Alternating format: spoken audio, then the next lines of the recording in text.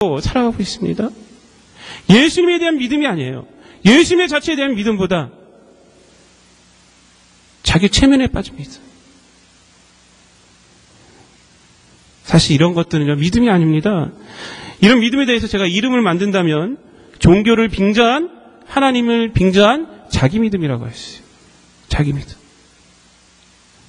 예수님께 나오지도 않아요. 그래서 기도도 안 합니다.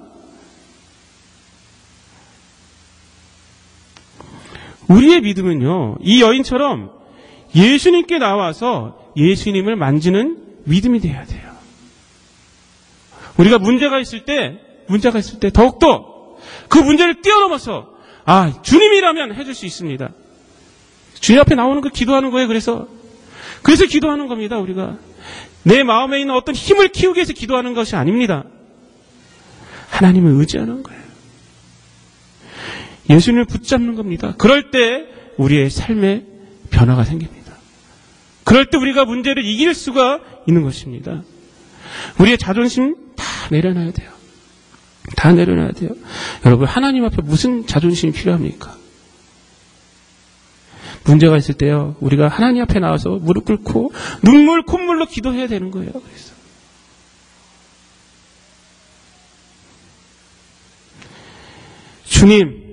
주님이 필요합니다. 예수님이 필요합니다. 이 말을 우리가 할 수가 있어야 된답니다.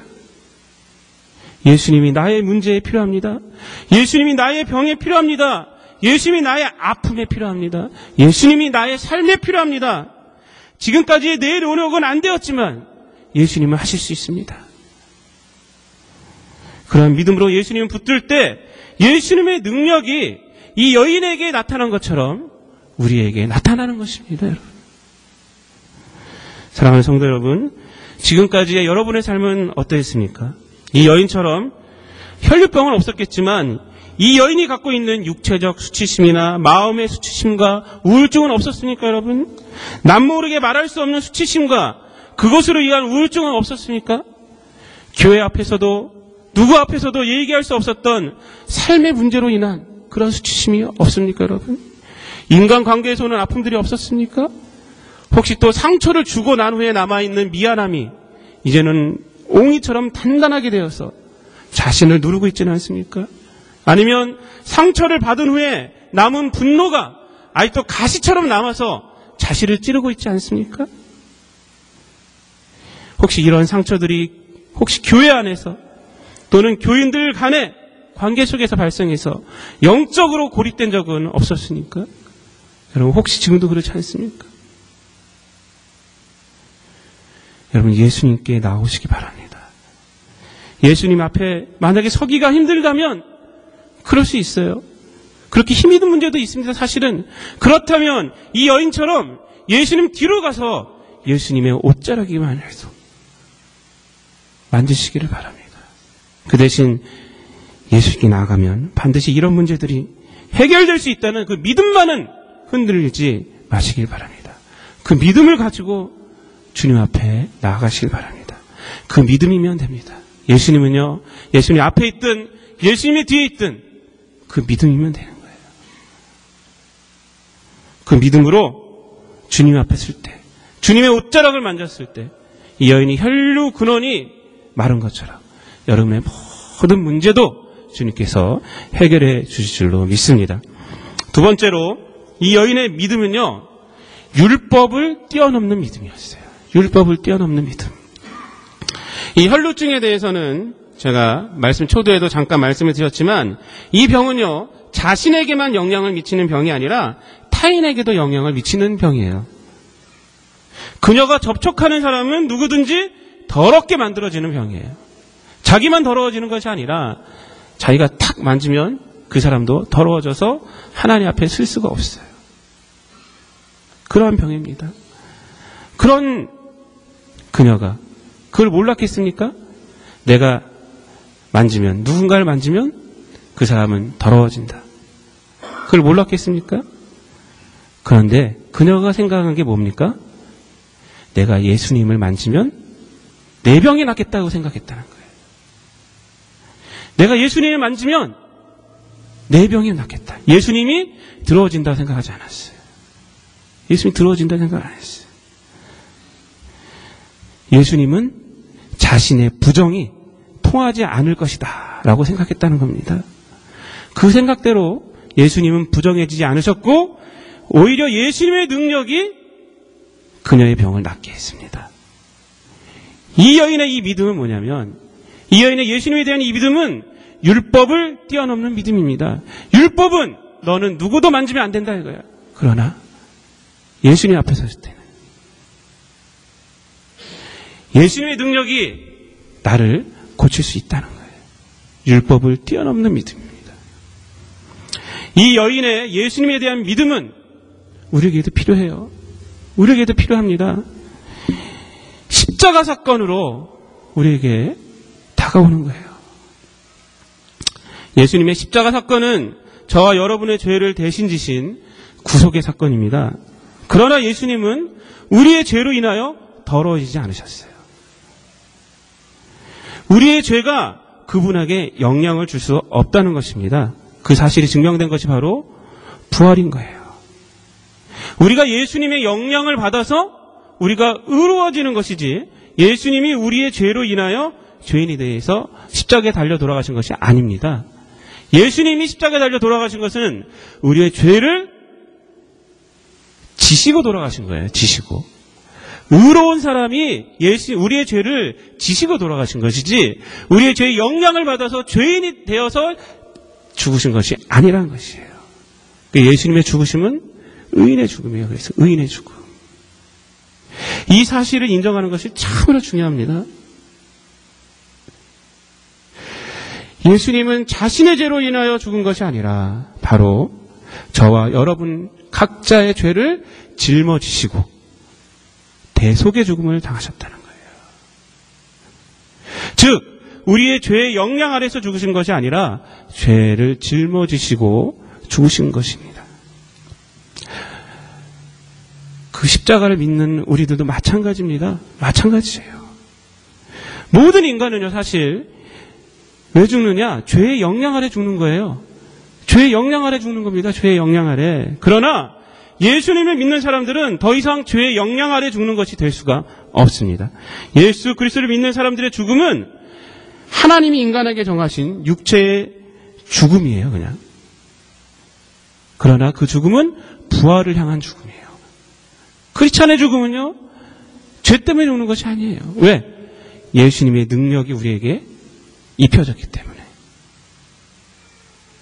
예수 그리스도의 의가 우리에게 영향을 끼치기 때문에 그렇습니다. 그래서 사도 바울은 고린도전서 15장 55절 56절에서 이렇게 말하고 있습니다. 사망아, 너의 승리가 어디 있느냐? 사망아, 내가 쏘는 것이 어디 있느냐? 사망이 쏘는 것은 죄요, 죄의 권능은 율법이다 라고 말하고 있어요.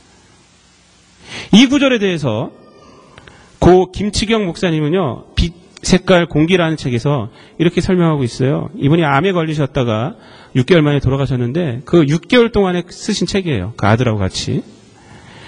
근데 이 구절을 어떻게 설명하냐면 이렇게 말하고 있습니다. 십자가 속에 있는 바울에게는 죽음이 무엇인지 환하게 보였어.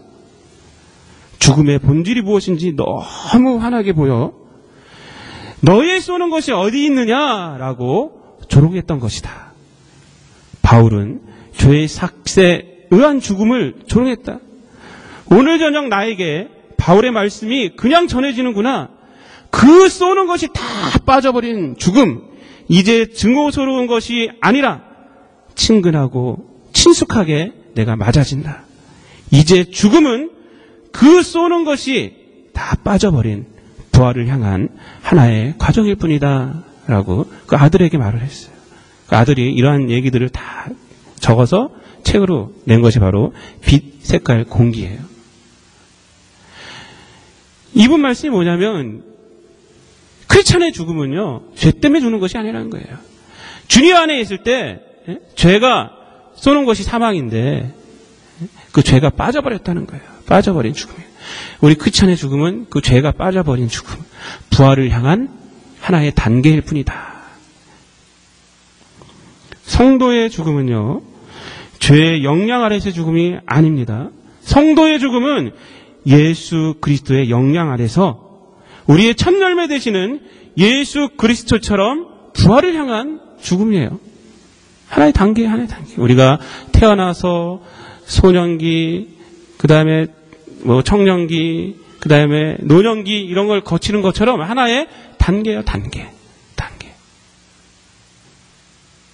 죽음뿐만 아니라 우리의 삶 또한 마찬가지입니다. 우리의 삶 또한 마찬가지예요. 우리의 삶 또한 죄의 영향 안에서 우리가 더 이상 살아가는 사람들이 크리스찬이 아니란 겁니다. 우리의 삶 또한 예수 그리스도의 의를 힘입고 이 땅 가운데서 죄를 이기며 의롭게 살아가는 사람들이 바로 우리들이란 거예요. 우리들. 문제 안에서 힘들게 살아가는 사람들이 아니라는 겁니다.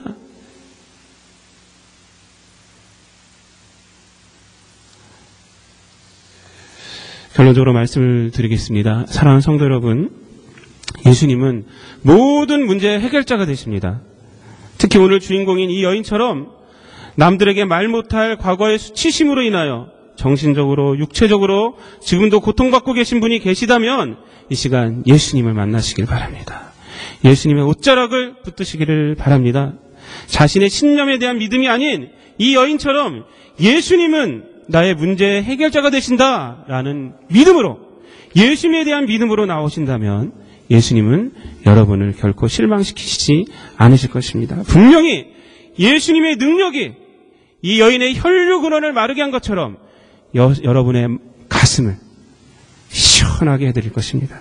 이제는 더 이상 이런 괴로움으로 인하여, 이러한 괴로움이 상처든 미움이든 간에 이러한 괴로움으로 인하여서 우리가 남아있는 시간들을 허비하지 마시고 예수님 앞에 나와서 치료받고 예수님의 능력을 받고 새로운 삶을 살아가시는 모든 성도님들이 되시기를 바랍니다. 예수님은 우리들의 죄에 영향을 받으시는 분이 아니십니다. 예수님은 우리들에게 자신의 의로움을 씌워주시는, 우리에게 영향을 끼치시는 분이십니다. 이것을 늘 명심하시고 이제는 죄의 문제로부터 벗어나서, 또한 우리들의 삶의 문제로부터라도 벗어나서 예수님으로부터 영향받은 새로운 삶을 살아가시고 늘 성령님과 함께 동행하며 기쁨으로 살아가시는 성도님들이 되시기를 우리 주님 예수 그리스도의 이름으로 축원드립니다. 기도하겠습니다. 사랑과 은혜가 충만하신 아버지 하나님, 우리들로 하여금 이 땅 가운데서 죄로 인하여서 근심 가운데, 고통 가운데 살아가지 않게 하여 주시고 예수 그리스도를 통하여서 하나님의 자녀가 되게 하여 주시고 하나님의 자녀된 권세를 가지고 이 땅에서 살아가게 하여 주심을 주님 감사를 드립니다. 아버지 하나님, 오늘 혈육증 앓는 여인이 그 문제를 뛰어넘어 예수님을 다가왔고 또한 율법을 뛰어넘어 예수님께 다가왔음을 우리가 보았습니다. 아버지 하나님, 우리 살아갈 때 여러 가지 예기치 못한 삶의 문제들이 우리들에게 있습니까? 아버지 하나님, 그 문제를 뛰어넘는 예수님을 우리가 바라보게 하여 주시옵시고, 문제가 있을 때 하나님 앞에 나와서 기도함으로 하나님의 능력을 체험하는 우리들이 될 수 있도록 하나님 함께하여 주시옵소서. 늘 우리들에게 선한 영향력을 끼치시고 우리들에게 의를 끼치시는 예수님을 의지하며 예수님과 동행하며 늘 승리함으로 살아가는 우리들 될 수 있도록 성령께서 늘 선하게 인도하여 주시옵소서. 이 모든 말씀을 우리를 구원하신 예수님의 이름으로 기도드리옵나이다. 아멘.